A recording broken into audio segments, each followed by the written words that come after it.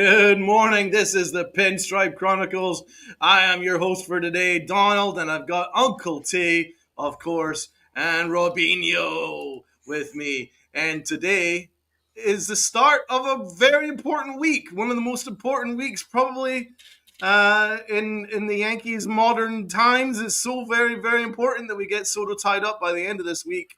And we will wait and see how that goes. We've got the winter meetings coming up on Sunday. I do believe that by Sunday we will have an idea as to what's happening. But in the meantime, change things up a little bit. I thought, hey, why not take advantage of this time while there's the calm before the storm, and we break down our off-season ideas, both with Soto and without Soto, right? So here's the game plan, right, guys?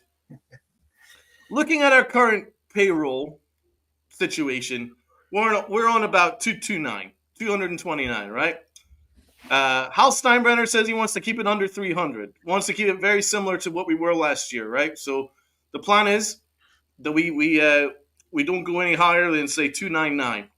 Okay, so that gives us a little bit of wiggle room, around about 70 million to play with. Right now, obviously, Soto would eat up a big chunk of that, so we have to get a little bit creative. But this is the fun stuff, guys. This is what it all comes down to. This is where you get to put on your GM caps. I mean, listen, I'm a Madden maestro. I love Madden franchise mode. I'm always creating new franchises, new drafts, and he's playing here, that, there. Love doing that shit. So I get to do it for today with the Yankees. That's going to be fun. I know Robinho's in the same boat as me. I mean, we're in the same wavelength, the brother from another mother. So we're going to be doing the same thing, I'm sure. And we got Uncle T giving his plans too. So everyone in the chat, you give your plans. You can give it to us afterwards. So this show, first half, we're going to be breaking down our plans with Soto and then our plans without Soto. Second half, worst case scenario. We will be doing that too. Not to bring any negative air into the ether, of course. We want to keep it positive. We want to keep it. We're going to get Soto all the way, but just in case, a meteor strikes and the world is frozen over and everything's terrible and the world is ended and we don't get Soto, we've got a contingency plan for that as well. So let's have some fun. Let's start with Robinho. Robinho, give me your plans with Juan Soto's salary and your moves corresponding. All right. So, the big fish, Juan Soto, I'm giving him a 13-year, $620 million deal. That's going to give him a lot of money, $47 million, but it would make him the highest paid player in the league in terms of AAV, and he deserves it. So, I'm giving him that big contract. Got to get that out of the way. I've said it before, I want to spend on the bullpen, so I'm going to give Tanner Scott a big 4-year deal, giving him $15 million a season at $60 million total. We need to lock up the back end of the bullpen. We don't have a lot of money left, but we can still find a cheap arm. The Cardinals are open for business. If I can get John King from them, he's only owed about $1.5 million. I would give them a few prospects. If they need a first baseman, Ben Rice, they need catching help. You can put Narvaez in there if you want, and give them a couple of pitchers. Tristan Vreeling's an option. If you want to include even a guy like a Brock Selvage, it might be considered an overpay, but you need to lock up this bullpen. We know that Cashman likes John King. He tried to get him a few years ago from Texas in the Gallo trade, and that would beef up the back end of the bullpen by adding 2 big lefties. Now I need to create some money. So I'm going to trade Marcus Stroman to anywhere. One thing that we have learned is that there's a market for him now. With the pitching contracts that are being given out, Montas has got like $17 million. So Marcus Stroman has a market. If you have to eat a few $1 million or attach a prospect, I would go to a team like San Francisco that needs pitching help, maybe even the Angels, and try to give him that contract. If you have to eat a few million, whatever it will take just to clear up some money. And then I'm finishing out, I got to get a first baseman. And I need a 1-year guy because I really feel like they're going after Murakami next year. We learned that he will be posted next season. He's going to be coming to Major League Baseball. This might not be popular. I would really like to make a trade. I just don't know if Texas is going to move Nathaniel Lowe. even though he's old, I'm going to get 1 year of Carlos Santana coming off of a strong season. Gold Glove first baseman, came off of a good offensive year, switch hitter. We have to improve first base. That would be a massive improvement over what we currently have, which is nothing, and had last year, which was basically nothing. And that would leave me with around $8 million or so to attack the trade deadline with. So I've added a first baseman. I'm keeping Nestor Cortez because I just don't see us getting a starting pitcher in this scenario, and I don't Sorry, see who's us your getting first baseman? Apologies. Carlos Santana. Carlos Santana, right? And it's a 1 year deal. Yeah, 1 year for 11 million. I think he. 11 year. Okay. Well, if So like, I'm getting rid of DJ LeMahieu, but that's not going to really help us in terms of finances. We're still going to have to pay yeah, him. I don't know what we're gonna do about DJ LeMahieu because I didn't factor him in. Obviously, dream scenario, we get a way of shedding that 15 million. But I'm just thinking realistically, is there any team in the majors that actually want to take on 15 million of DJ LeMahieu considering what he did last year? Not if their GM wants to get fired. Right. Exactly. So I'm thinking like if you negotiate a release, would you be able to shave a few dollars off if you negotiate a release with him? I'm not entirely sure because I'm pretty sure like we're still paying Yeah. the full amount of Hicks's contract and we cut him. Right. So I think we would have to just pay him to not play, which it's better than having him eat up a roster spot in this. And at this stage, you're not trading the guy. He's got a no trade clause. Yeah, he's a 5 to 10 dude. You would have a very you can't trade him. Let's just put it that way. No I one didn't. wants him. No. Yeah, Exactly. So that's what I factored into my calculations. That I'm just gonna have to bite the bullet and just accept that he's part of the 15 mil yeah. tied to the books. But yeah, that would be my I kept it simple because I feel like with Soto, you're only going to be able to make a couple of moves here and there. I know you can create some money, but I don't see us attacking this expensive starting pitching market. That's why I want to keep Cortez because for 8 million as a number 5 starter in this market, I think you're gonna take that because you might have to pay like 15 or so for a guy like Shane Bieber, like FJ just mentioned. He would probably cost you more than 15. So I feel like for $8 million, you can do a lot worse than Nestor Cortez as a number 5. Perfect scenario, we can get Sasaki and trade Cortez, but I don't see the Cardinals trading Brendan Donovan either. NFE. So I don't want to get too fantasy booking here. I want to try to keep it in the realm Yeah. of realism. Because if it was fantasy booking, we're getting Sasaki, we're getting Freed, we're trading this guy. DJ's money's off the books. We're gonna trade Stanton, like that's gonna happen. And yeah, we're just not gonna do any of that. So we're keeping the bulk of last year's team together, but we've got Soto back. We've improved the back end of the bullpen. I got a first baseman, and I'm having an open competition for third. Peraza, Cabrera, Durbin, and I'm moving Jazz to second. You're And I'm moving gonna have Jets second, yeah, right? and I'm gonna have Aaron Judge play left field. I feel like that's the best case scenario, and I put agree with that. Dominguez in center. I do agree with that. I mean, we're kind of on the same wavelength because those are the kind of areas you want to target. You want to target relief pitching. You want to target starting pitching. You want to beef up first or third, maybe both, but probably preferably one or the other, considering the money that you're tied into. Um, all makes sense. What about um, what are you doing regarding backup catcher? I don't know if they want to go with a full year of just Wells gets everyday catching because they like platooning. Ideally, you can move Trevino, but they love Trevino, They do. I and don't. I don't like him either. But yeah, I get what you're saying, NFE. I just don't see the Cardinals trading Brendan Donovan because he's so good. Like you'd have to give up a lot more to get him than 1 year of Nestor. But I get what you're saying. Um, yeah, I have Trevino and Grisham both staying for now, but those are two guys you can potentially move during the season or at the deadline even to clear up some extra money. But for now, they're going to stay because I just can't see a team that wants to take Trevino. But, his glove is still very good. He knows the staff, and if you're keeping the same pitching staff together, it does help to have continuity with the catchers. The way I'm thinking though is that 3.6 million that he's got could be used elsewhere.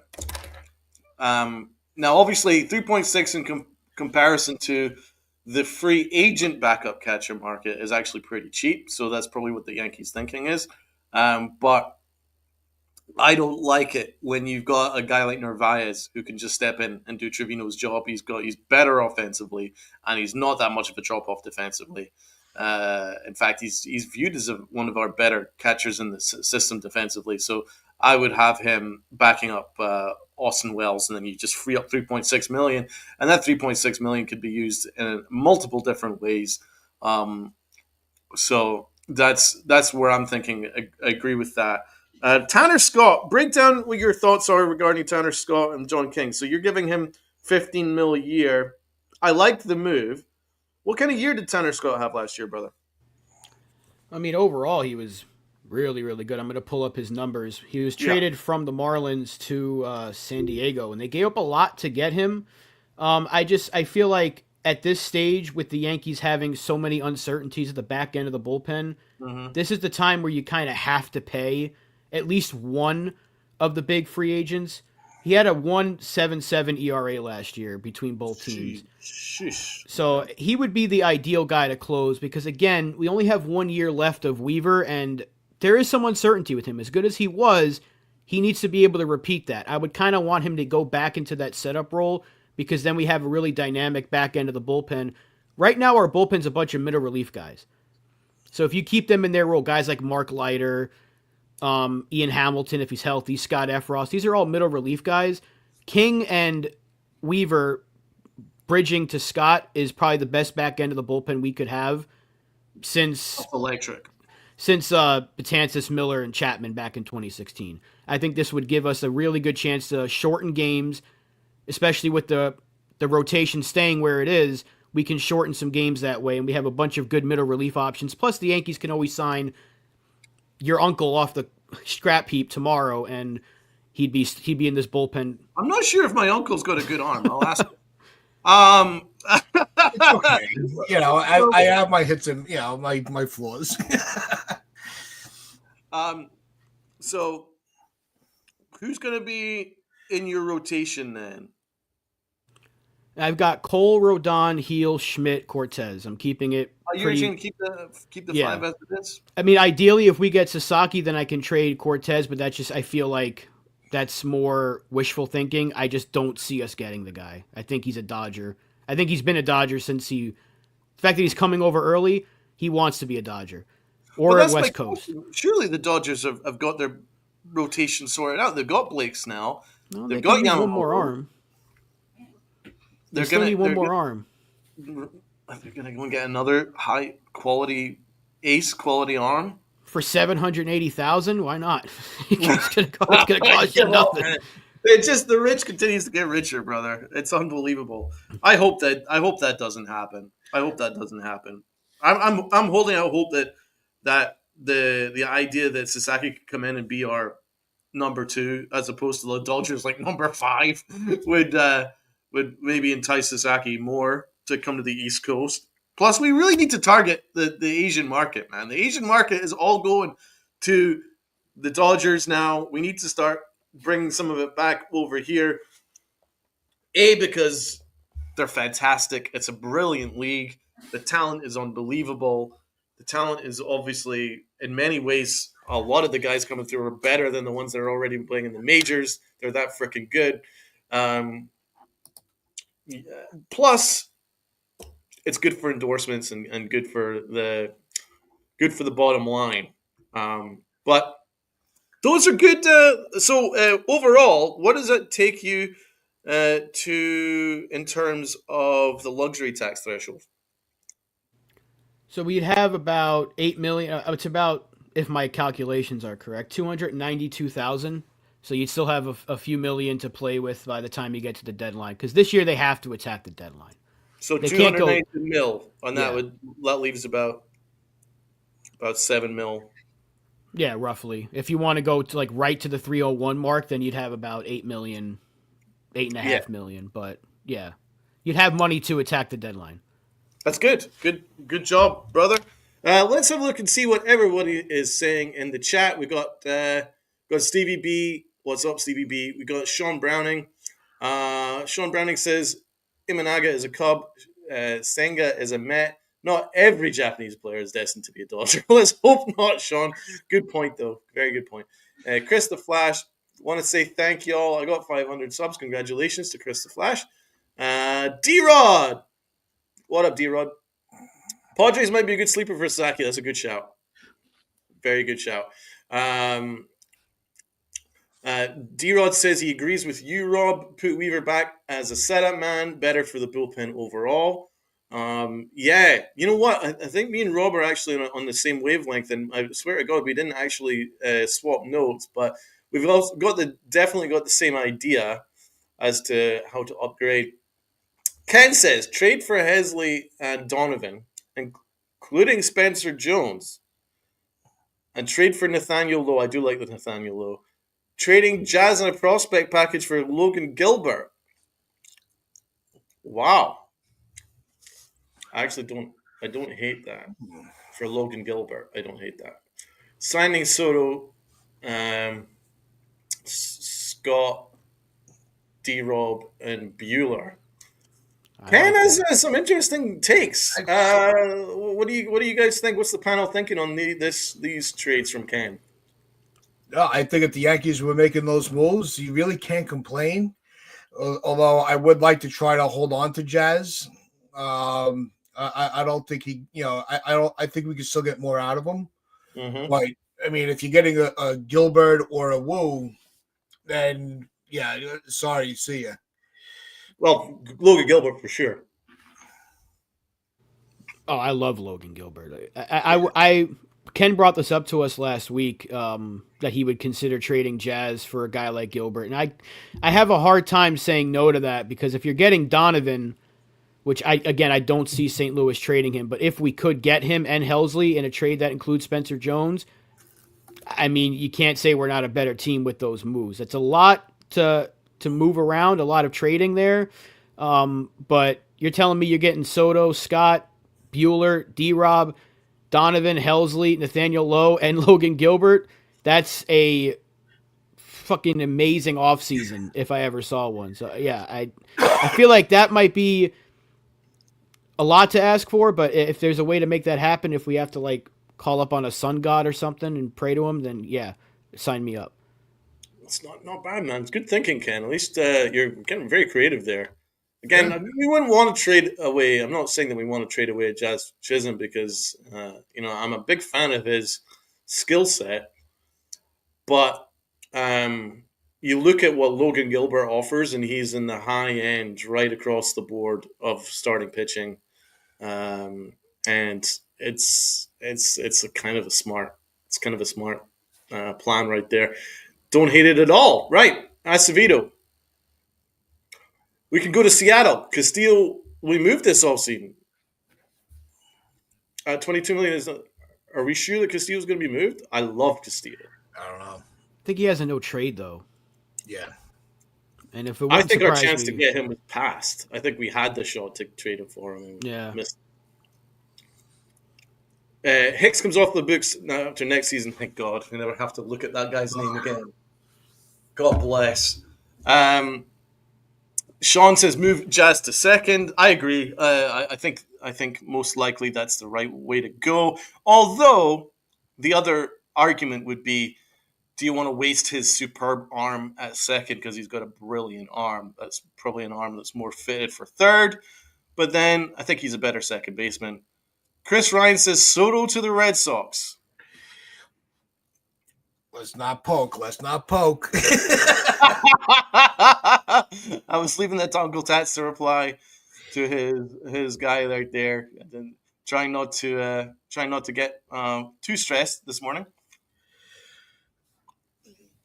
Yeah, it amazes me. Ken says it amazes me how many people have bought into these weekend posts stating that Soto is walking away from the Yankees. Yeah. So we don't want to buy nonsense.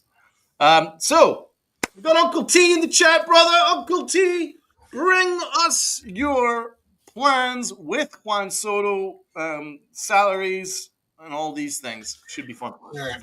Because of the competition, what's going on, everybody in the chat? If you're enjoying this discussion, just hit that like button. If you want to join the conversation, hit that sub button and join the chat as well and share this out with everybody. and appreciate everybody that's tuning in right now. I have Soto signing at $50 million. Just Okay. because I got to give him a couple extra bucks just because of the competition to sign him. Good plan. But I'm cutting it at 50, just for the financials. That leaves is not that much money to spend if we're going to stay under the 300 mark. Fact. How many years are you giving him? Soto, I'm going to stick with my between like 14, 15 years tops. Okay. 15 just if that's going to seal the deal. I know a lot of teams are reluctant for that, but it's Juan Soto. You got to take the risk. Agreed. So with that, I'm calling the Padres, and I'm going to try to make a trade for Luis Arias for my first baseman, who also plays second and third, which gives you insurance in the infield for defense.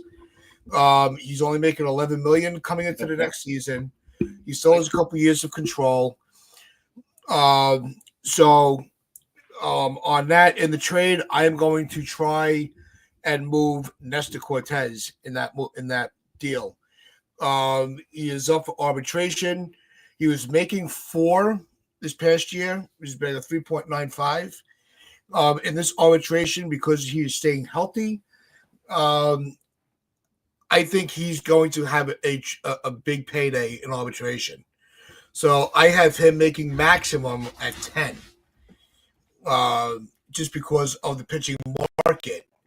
I think he's going to demand a high amount. 1 second. Smalls. Knocked over my freaking notepad. So That's gigantic. Tats was on a roll too. I was really I know. getting into this, right? Okay. So we've got 50 million tied into Soto, but then 11 million with Arias. 11 million, yeah.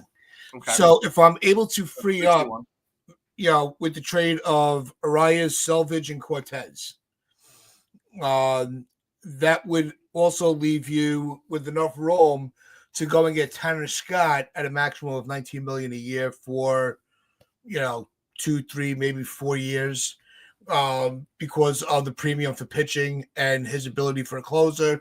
We already stated his ERA from last year. He's going to be a premium arm at a premium price.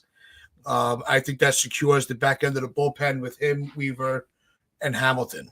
So you're going to pay 19 mil a year. 19 mil, and that takes you right to the 300 million mark with the salary for 2025. Hey, all right. And what about Marcus Stroman? Stroman, I am holding on to Stroman for the time being till the trade deadline. That's my plan. If I'm going to use his first half ability to actually perform well, and then dump him at the trade deadline, see if he can replenish some of the prospects, and see who's desperate for pitching, who wants to take a flyer on him. Dude, good thinking, man. Tanner Scott is obviously exactly what Rob's saying. So good plan there. Luis Arias is a sneaky good bet because then it upgrades our leadoff spot. He's someone that's versatile. I'm a big Arias fan. He's not great defensively at first, but he's someone that's going to provide contact and versatility. I don't hate that, man. That's pretty good thinking. So how would the rest of the infield be? So situated? Jazz would be my second baseman. Durbin is my third baseman. Oh. My plan is Durbin is going to start in the infield in 2025. I'm crossing my fingers, as it says under your name, that they do not Yankify him. If he's playing as well as he is in these winter leagues, I think he's coming into the spring with a huge advantage. And I think that he's going to be able to continue that. I think he's mature enough where he can handle the spotlight, he can handle the pressure. And if he's able to keep his head on his shoulders throughout the spring training, that gives me a tremendous amount of confidence going into the regular season. D-Rod says it was a good one. Tats Arias, he can play second base too. He can play second base at a high level. And they could even have a situation where Ben Rice could start at first. You could have Ben Rice play first. You could have Arias play second. You could have Jazz play third. There's some versatility there, bro. Yeah. And the Yankees are all about versatility. They like that. They like flexibility. Um, how is your outfield alignment? So it's going to be Soto and Wright. Who's playing So center? my outfield alignment would be, it would I want Dominguez to do a lot of work in left field this in the off season. So my alignment would be pretty much Dominguez, Judge, Soto, from left to right. Right. Um, that's good thinking there, man. So, NFC says, do we think Rice needs more development? Yes, Sure. but if he doesn't have to be the everyday first baseman, it'll give him a little more chance to develop, learn a few things, feed off some of the veterans. And it also gives him then you're able to make him your third string catcher and your backup first baseman, and you're not going to need to rely on him every day, and just let him develop in a more natural state.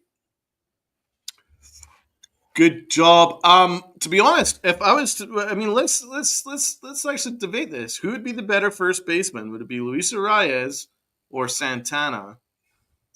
Overall, in terms of value, because it's an interesting debate. There's some people in the chat are saying that they really like the Arias option. Well, Rob, what do Arias you still think has a about couple Arias? years. Yeah, Arias still has a couple years of arbitration Yeah, before he reaches free agency, so it gives you a little insurance in the Murakami sweepstakes as well, where if you don't get him, you're not shooting yourself in your foot. Well, and I like the Santana idea. That's actually real, a 1 year stopgap until the market opens up a little bit more. yeah. But to kind of give that security cushion in your infield where you're more defensively sound, Arias is a good guy to have, because even if you get Murakami, you can still shuffle him around to either second or third if you secure up first, because he does play all three positions. Yeah, Rob, what would you think? What would you take Arias? I mean, I would, but he is a free agent after the season, Tats. I don't know where you were seeing that he was. Yeah, he's a free agent after this year. I would take him. Don't get me wrong. I don't think you're wrong for wanting the goat. He's a phenomenal hitter. Yeah. Good luck striking him out. That's exactly what you want at the top of your order. I'm completely on board with that. I just don't know if San Diego would want to move him.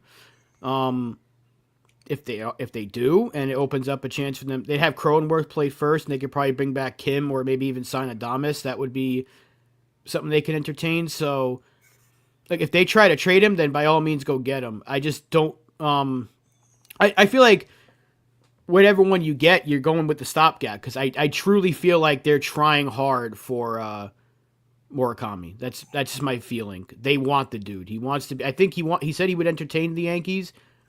He wants to come to MLB. Yankees need a first baseman. They love big bats, and I mean, if we could entice somebody to come here, it'd be an offensive player because of Matsui. I think that would be a big help. So I feel like that's what they're going to try to do, is get Murakami. But I like Arias, and I think either or, Santana or Arias. With Santana, you're getting a better glove. With Arias, you're getting a much better bat. Yeah, it's good thinking. Right, so let's get to my plans. The first move I make is I'm making a trade, and it's a big trade. Now, this is someone who the Brewers are actively looking to trade, and that is their closer, Devin Williams, who had a 1.25 ERA and a 0.97 WHIP.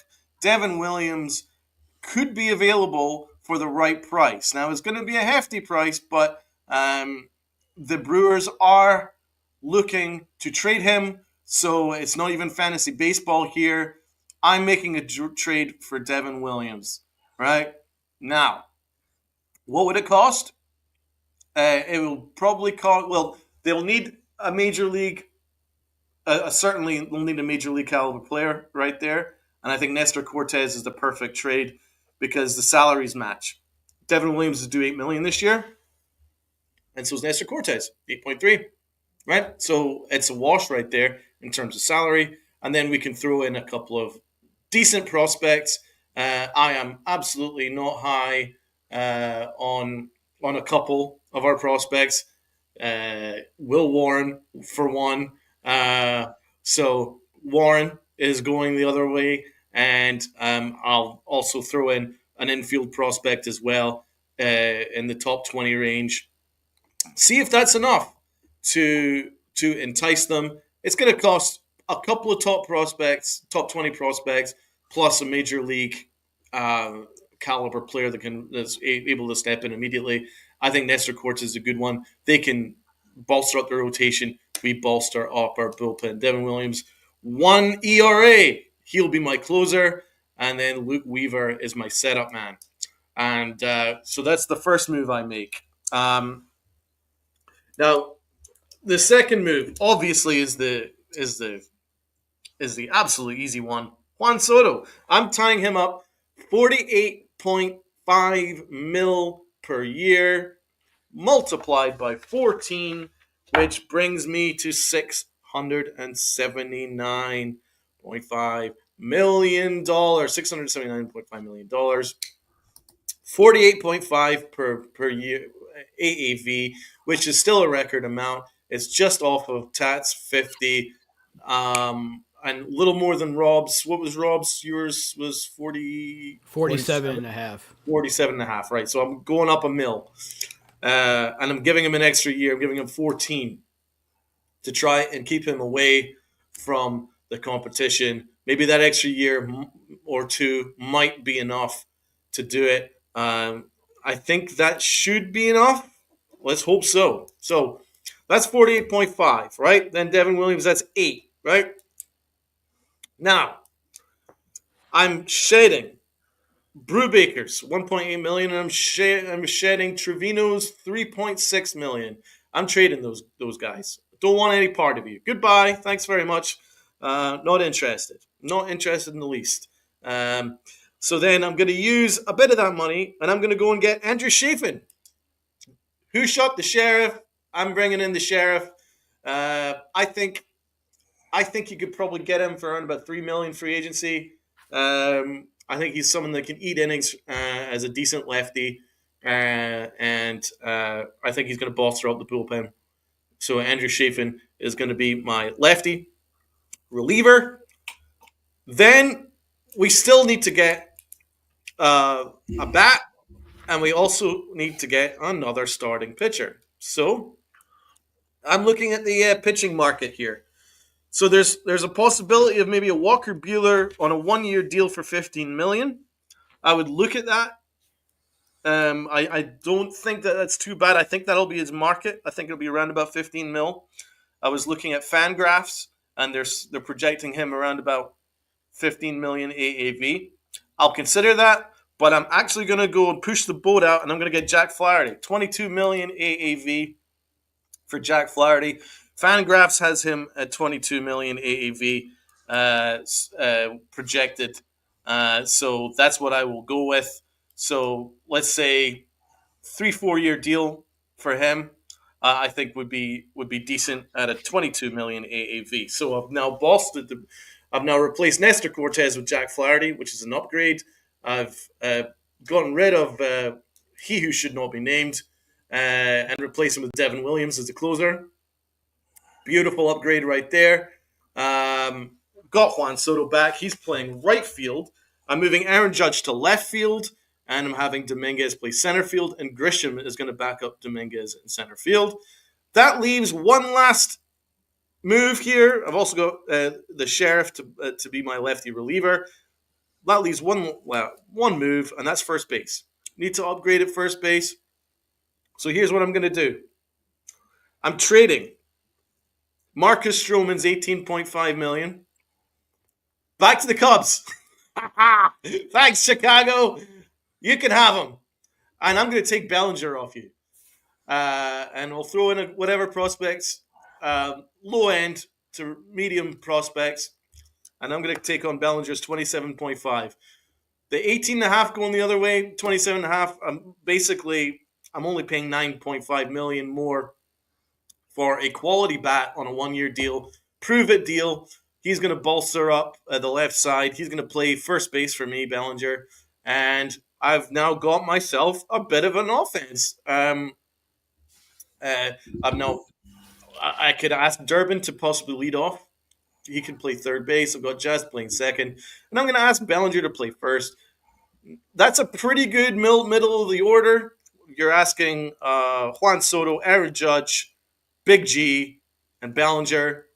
That's a lot of pop, and I think he's a decent first baseman, so he's going to be fine at first. And I think that team's going to be better. I think that's a good team, and that takes me, if my calculations are right, roundabout up to 292, 293 uh, range, and I've still got 5 million left for the rest of the season to mix and match whatever needs to be done with injuries, etc. How would you guys grade that offseason with one? I think that's an A offseason right there. I think I gotta say I think all of our plans actually are spot on because it's addressing a lot of the needs while not blowing past the luxury tax and going into the Cohen threshold. And according to what we're seeing in the chat, is a lot of agreements on the players that are being mentioned coming over to this team. Thank you, FJ. Rob. I would take Bellinger.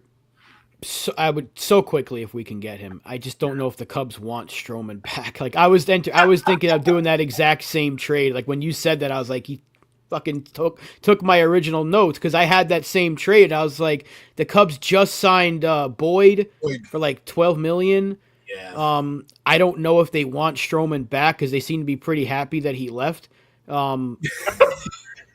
Yeah, I mean, ideally that would be a trade I'd sign up for every day of the week. I would like to get Bellinger. I think Nestor's more realistic of a trade option to go back, but we'd be taking on even more money. Yeah, I would take Bellinger in a heartbeat. I like your ideas because you upgraded a closer, you upgraded the bullpen to getting a lefty. I love Chafin. I've been wanting Chafin since we started the show.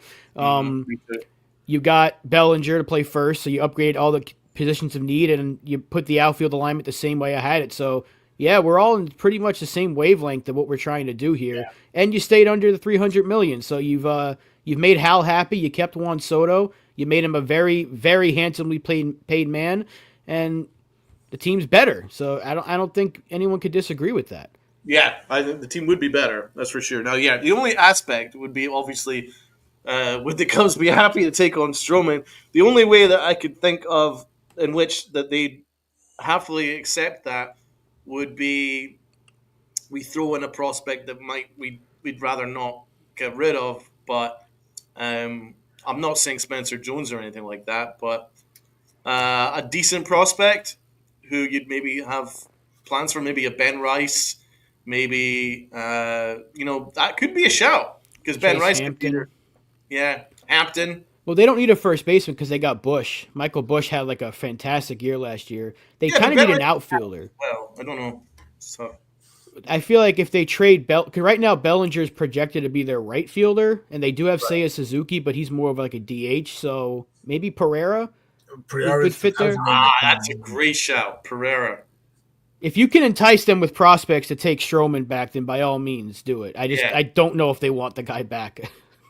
But in this market, Marcus Stroman's numbers are right in line with his salary, so he is movable. It's not like it's impossible to trade him. Exactly. Again, look at what the contracts that have been given out. This pitching market is ideal for a FJ. I like where you're thinking because we've mentioned him. Yeah, Lamont I like Wade. What you're thinking. I like Lamont Wade. So a lot. See, look at Lamont Wade. What are we doing? Lamont Wade Jr. So look and see. 260 batting average, 8 homers, 34 RBIs. Okay. He's cheap. He's got like $4.5 million. Out. Yeah, I like strike out. He can hit at the top of the order too. Yeah. 30 years old. It's a little bit on the high end there for somebody that doesn't give you any power at all. but it might be someone that you maybe stick at the top of the order. We haven't mentioned because I was gonna go with this plan.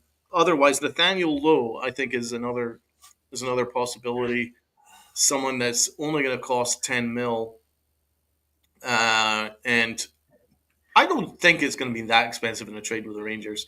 The Rangers are looking to shed salary, so um, I think it's a possibility, and that's someone that's going to provide you probably with what Glaber Torres provided you numbers wise last year. Oh yeah. I love like I'd mentioned Nathaniel Lowe like the first day of the offseason. I just don't know if Texas would want to move him because their offense is their strength. Yeah. They have such a good offense that unless you're trading strength for need, so like can we send them Nestor Mm-hmm. for Nathaniel Lowe? That would help them free up some money. They get a pitcher because they need pitching. We get a hitter because we need a hitter. We can afford to pay that extra $3 million where they're trying to shed. That's an idea. Maybe you give them a couple of prospects along with it because you get 2 years of Lowe for 1 year of Nestor. You have to give up a little bit more. So I can see that happening. I don't know if Texas wants to trade him because he's a good player at a pretty very good contract. 10 million for him is a steal. Right.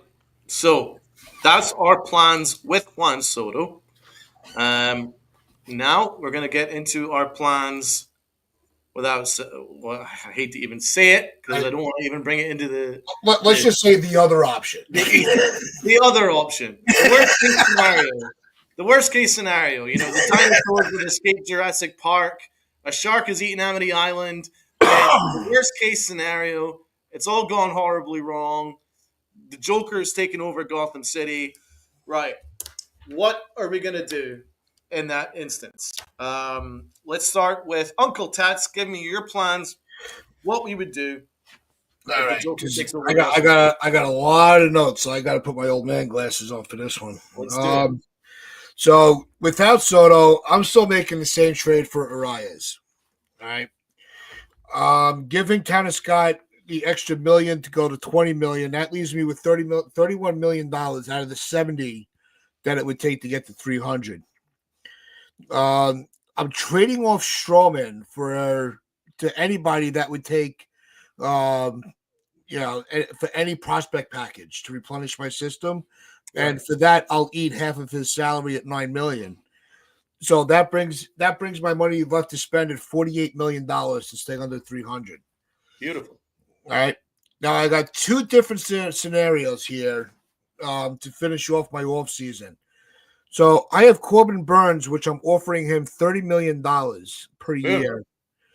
And then I'm filling out my outfield with Profar for 18 million, Beautiful. which would still leave me $3 million to for some wiggle room.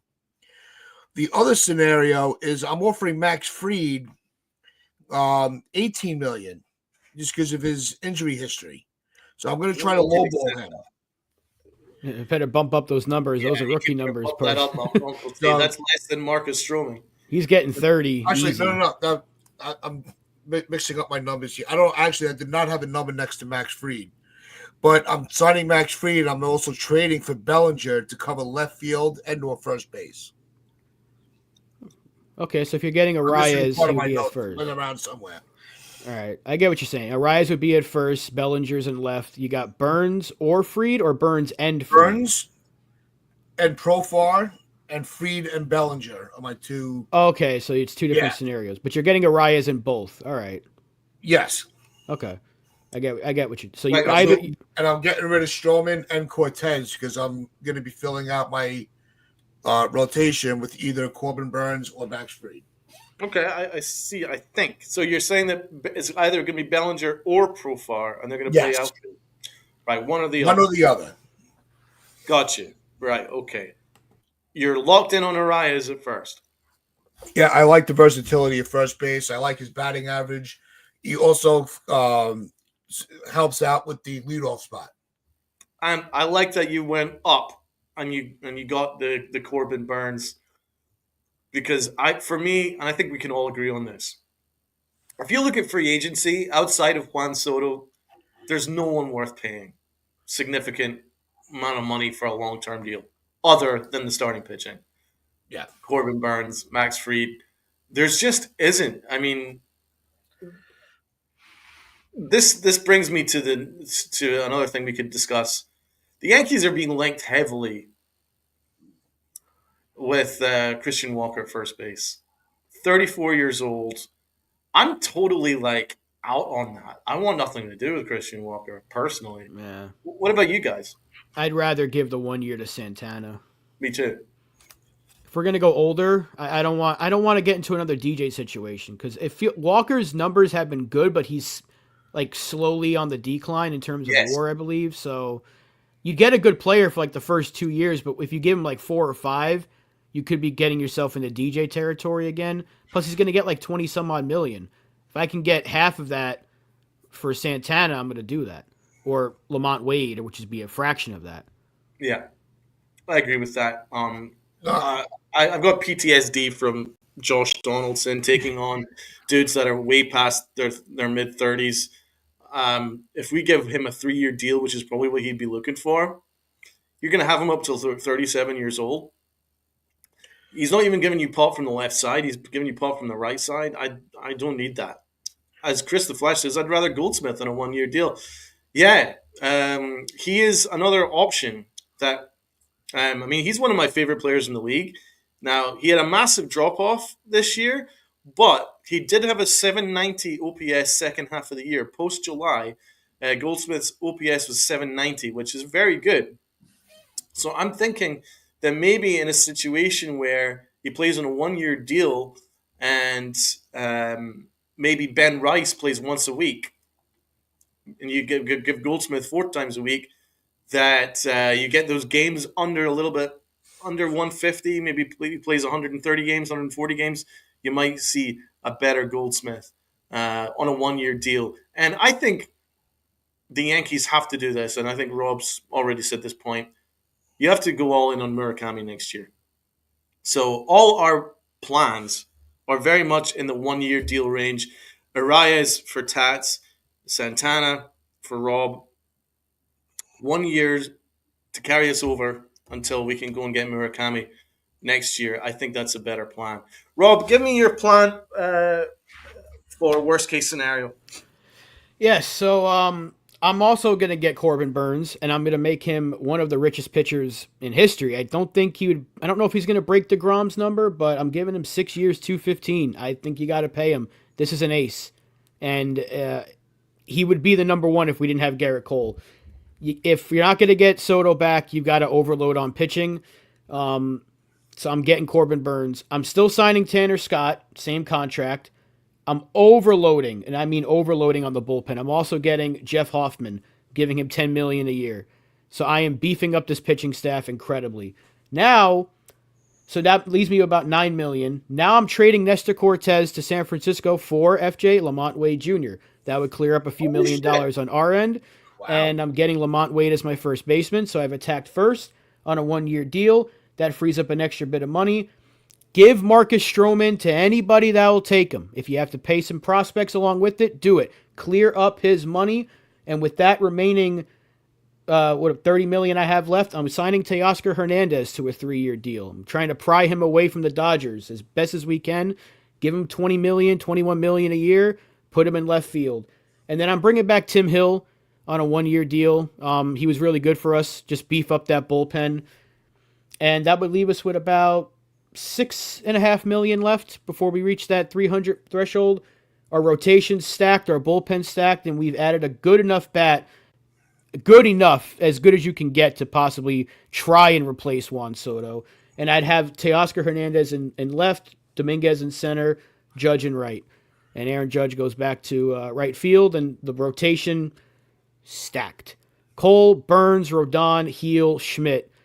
And the bullpen, you have three legitimate closers in there, and you have plenty of setup options in middle relief. I think if you're not getting Soto, you have to beef up the rotation as much as you can, because like you said, the bats outside of Hernandez and some of the 1 year guys, you're just not going to really go overboard for. Like, I don't see us spending for Santander. I don't see us going after Alonso or Walker. I don't really don't even see us going after Hernandez, but if Soto's gone, then I think you go after Teoscar Hernandez. I like that. We're on a similar wavelength. So my plan would be left field. I'm going to go Jurgensen Profar. So I'm going to be in agreement with Uncle Tats. I'm going to bring in Jurgensen Profar to play left field on the same reasoning as Rob. They've got very similar numbers. The only thing is Profar's a little younger, and I genuinely believe that Teoscar Hernandez will do whatever it takes to come back to the Dodgers. Uh, he already said so. He says that he absolutely loves the Dodgers. He bleeds Dodger blue. So I He's think he's given them going back, whatever the price. So then I would pivot to Jurickson Profar. 24 home runs for the Padres last year, a 280 batting average, 100 120 OPS plus, which is 20% above league average. Dude, absolutely bald, Jurickson Profar. So I'm going to give him 2 year deal on 15 mil per year. So that covers left. Put Aaron Judge back to where he should be, which is right field, which is where he's more comfortable. And then you got Dominguez and you've got Grisham to play center, right? So that solves that issue. Um, Rotation. I'm going Max Fried. I'm giving him 26 mil AAV, which is what Fangraphs project him to get due to his injury history, but he's still no worse than a number 2 starter. I think he would be great with a Matt Blake, and I think he would boss the American League. I do. Max Fried's always been one of my best and favorite pitchers in the league.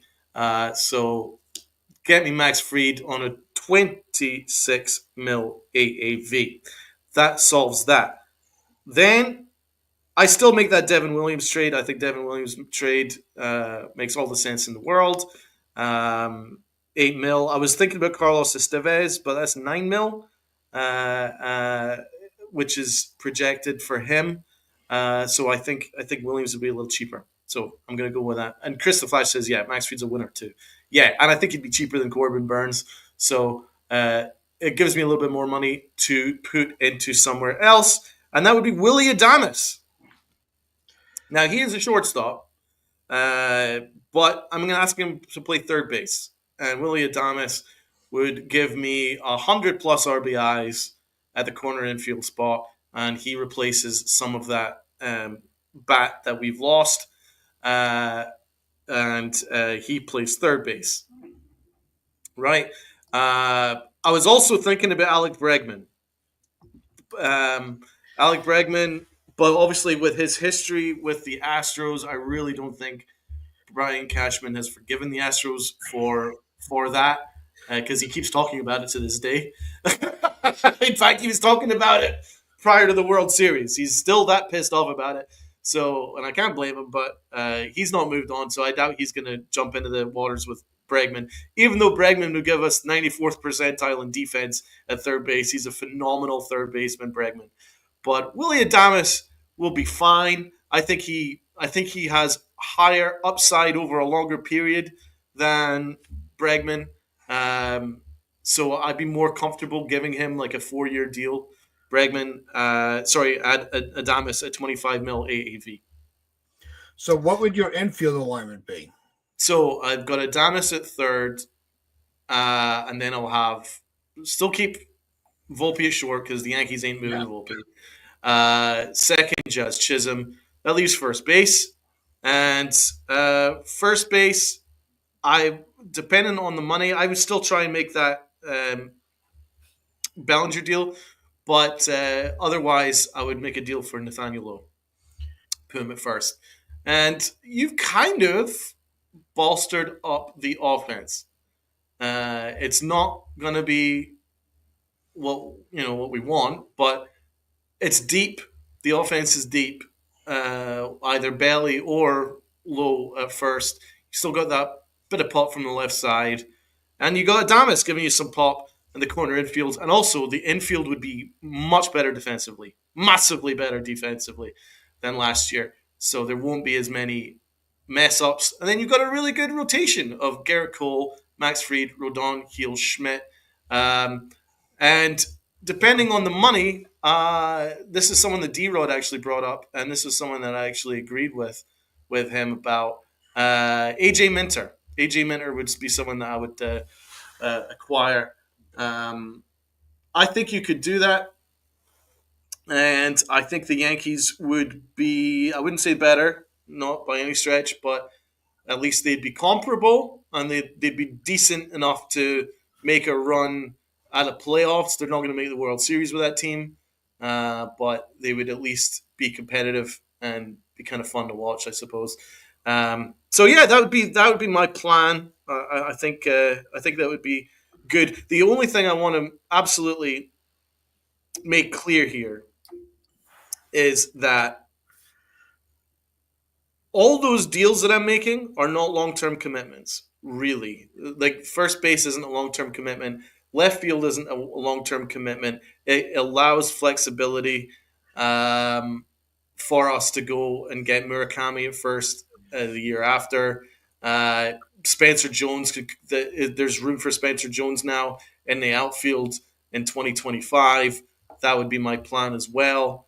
Because if the worst case scenario happens and the dinosaurs eat Jurassic Park, um, the Yankees should be focused on flexibility as opposed to tying in dollars into the wrong areas, which is what they did when Robinson Cano left. They panicked and stuck a ton of money into the wrong areas, and it led them into into an abyss. It led them into an abyss. Yep. So the best thing to do would be to remain flexibility. Fried is not bad money. Adames is not bad money, and but the rest of it, there's not a big commitment, and it still allows flexibility to attack free agency 2025. Like, I do believe, I might be wrong, but I believe Vlad is available in free agency next year. Yep. And that might be something that the Yankees might want to target. Because I think he would more or less replace the numbers of a Juan Soto. But the Yankees should not tie money into bad areas, so that's why I'm not going any 3-year deals for a Christian Walker, because that's just going to hurt them. No, and I was high on Christian Walker in the beginning, but once you took a little deeper of a dive, it's like, the player you compared him to, when I think it falls straight into it, it's just another LeMahieu. You're just going to be handcuffing yourself into a position. So I've moved on from Christian Walker. It was interesting in the beginning of free agency to kind of kick the tires on him, but his tires are going to be flat before he gets to the end of the run. But the other name that's been coming up that's linked with the Yankees. Oh, also, Donald, with your plan is, because you've trademarked the phrase Yankified. And your plan does not Yankify any of the prospects that are on the verge of coming up. So that's very creative. I like that.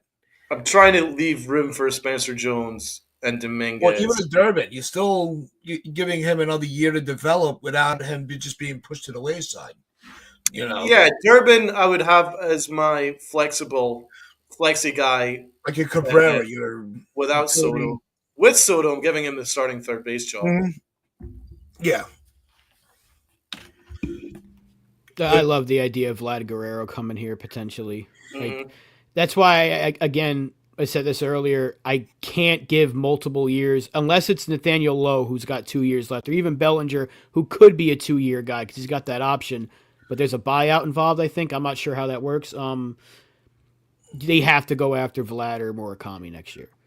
Like, agreed. Vlad has already said, like, he said it before, he wouldn't be a Yankee, but he's obviously come back on that a little bit. Anyone who's trying to downplay what Vlad Guerrero would bring to this offense just doesn't like the guy. He's a fantastic player.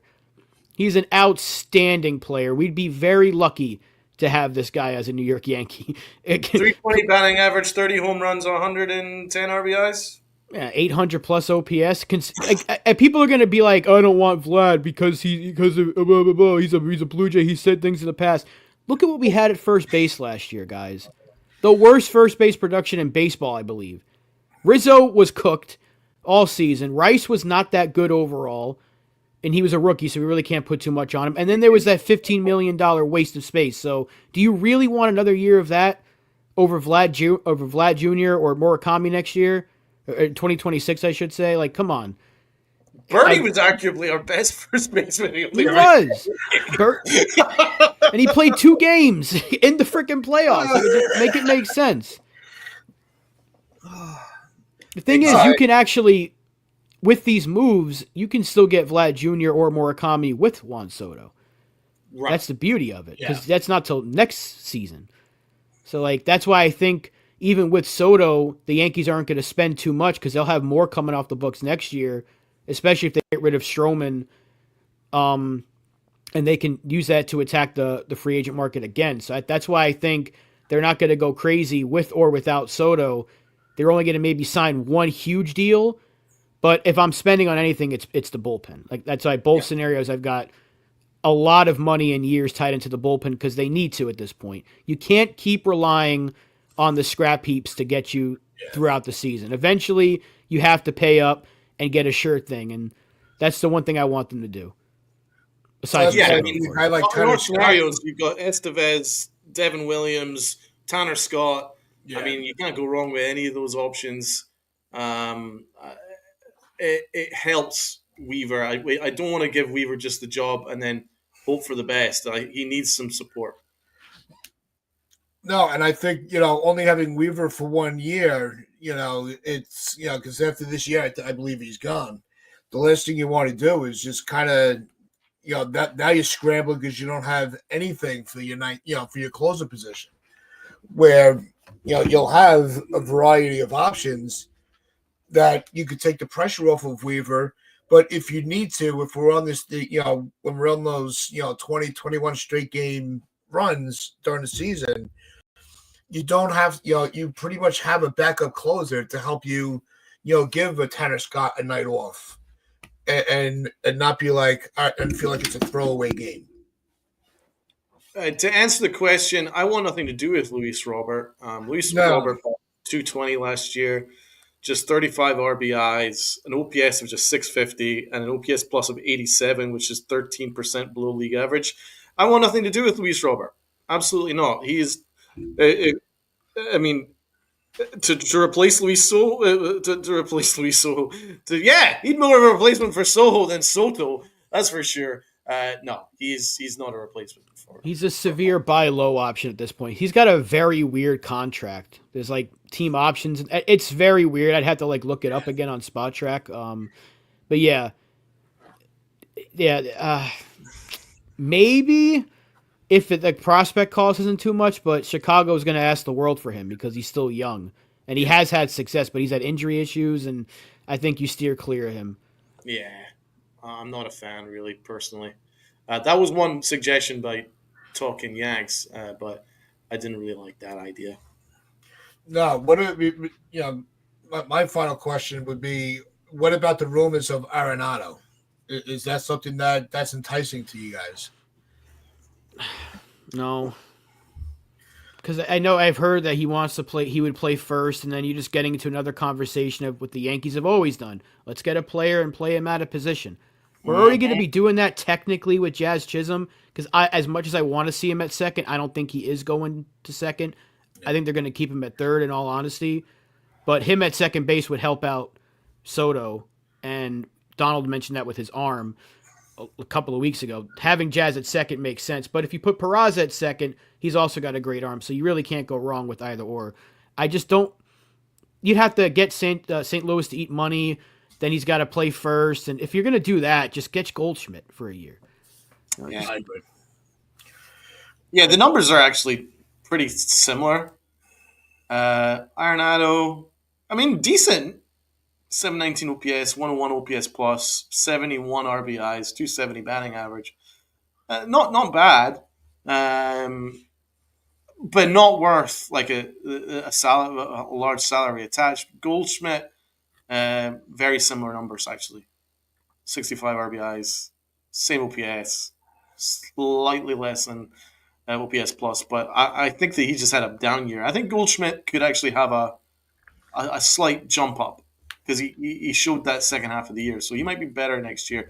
But it would be just be on a 1 year deal. Goldschmidt is on the way out for sure. He's like 36. But I Yeah. really don't want Christian Walker. If I see that the Yankees have signed Christian Walker to any more than a 2 year deal with a 1 year opt out, I want nothing to do with it. Not with 34 years old, bro. I want to maintain flexibility to get a long term first baseman, and Walker is not a long term solution. And if they go to third, say, worst case scenario, they give a third year to Christian Walker, but it's a movable contract. He's still going to have, the Yankees can have that mentality, but they still have to find somebody to take it. Especially at that age, if the player starts to decline the way we saw with Rizzo and LeMahieu, I think the Yankees really need to avoid a Christian Walker type player. Not that he's a bust. I just think for the Yankees' best interests, their interest needs to be elsewhere.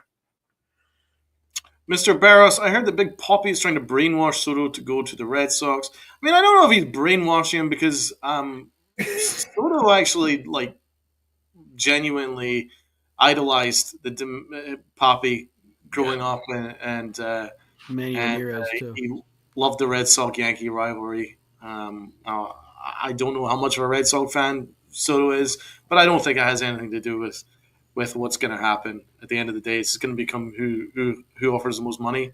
I think if the Yankees offer what we're offering, I can't see him turning it down for the Red Sox. But he's not brainwashing him because he does genuinely, I think, respect the Red Sox organization.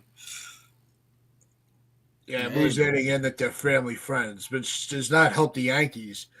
But yeah, exactly. No brainwashing. Yeah, I know the rumors have been going like crazy, and it's just kind of it's getting exhausting. Is everybody's jumping on the bandwagons with all these different reporters, and like we said, and we'll say this every freaking show until the deal is done, until Jeff Passan puts a notification out of a deal that's done. I'm not buying into any of these rumors. I agree with D-Rod. If you're going to sign Walker, why not just trade for Bellinger? Younger and more versatile. Better offensively, too. Yeah, well, that was D-Rod. That was in response to somebody, to the talks of that they were looking into Walker. And we're just kind of stating why you want to stay away from him. So, I wanted him in the beginning, and if you go first show after the season, when I brought him up, you can see the look of disgust or confusion on my friends' faces on the screen. They couldn't figure out why Walker was so intriguing to me, and the more I looked into it, the more he's not.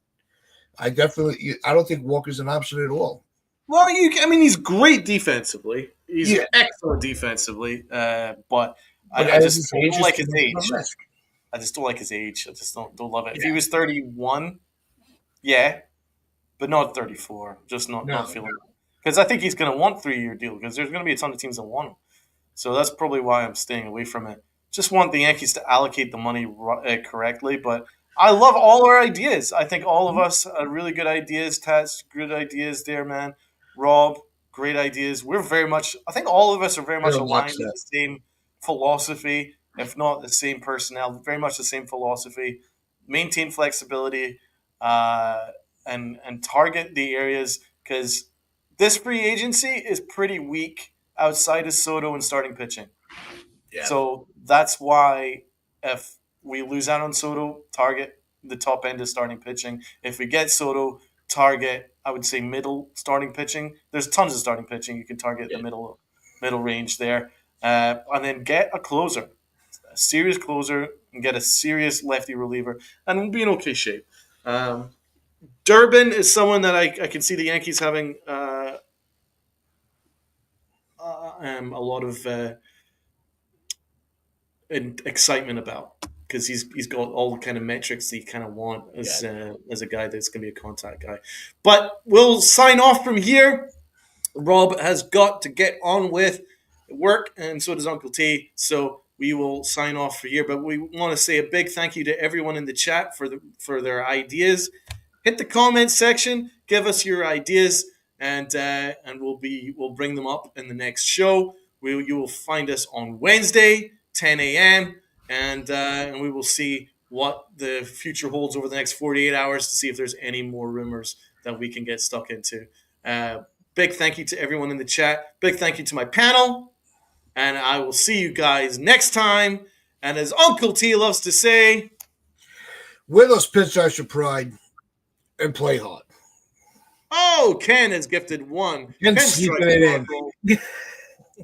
Appreciate you, Ken. Appreciate membership. you. Thank you, Ken. My man, Ken, you are the man. Ken continues just to ball out, man. He's just like Santa Claus. Yeah, he is. He's like Santa Claus. He's just giving out the gifts. Yeah. And on that note, thank you so much, guys, and we'll see you next time.